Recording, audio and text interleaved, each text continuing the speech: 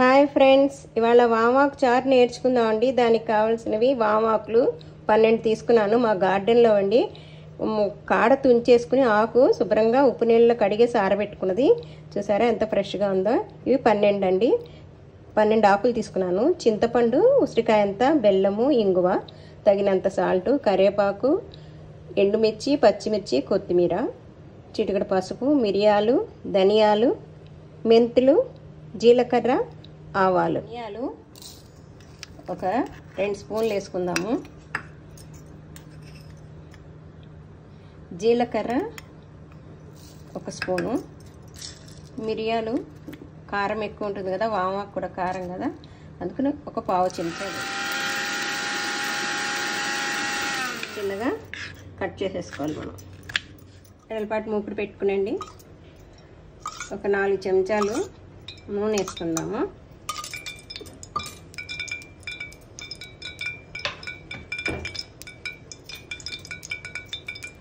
అది కాగాక పచ్చిమిర్చి వేసుకున్నాము. ఈ వామాకు కూడా వేసేసుకున్నాం. దీన్ని ఇటు మగ్గేదాకా కాసేపు ఉంచుకున్నామండి. చూసారా, ఇట్టే మగ్గిపోతుంది, సెకండ్స్లోనే మగ్గిపోతుంది. వామాకు ఒక చిటికెడు పసుపు వేసుకున్నాము. దీంట్లో చింతపండు గుజ్జు నీళ్ళు తీసుకున్నవి వేసేసుకున్నాం. 1 గ్లాసు నీళ్ళు వేసుకున్నామండి. ఇప్పుడు చిన్న బెల్లం ముక్క వేద్దాం. ఇవి మరగాలండి. సాల్ట్ వేసుకుందాం, తగినంత వేసుకోండి. మీ టేస్ట్కి తగ్గ. మనం మిక్సీ చేసుకున్న పొడి ఇప్పుడు బాగా ఈ ఫ్లేవర్స్ అన్నీ అంటేటట్టు మరిగించుకో వేసుకుందామండి. ఆవాలు, జీలకర్ర, కరివేపాకు, పచ్చిమిర్చి, ఎండుమిర్చి వేసేసుకుని ఎంత స్మెల్ వస్తుంది బాగా వామాకు.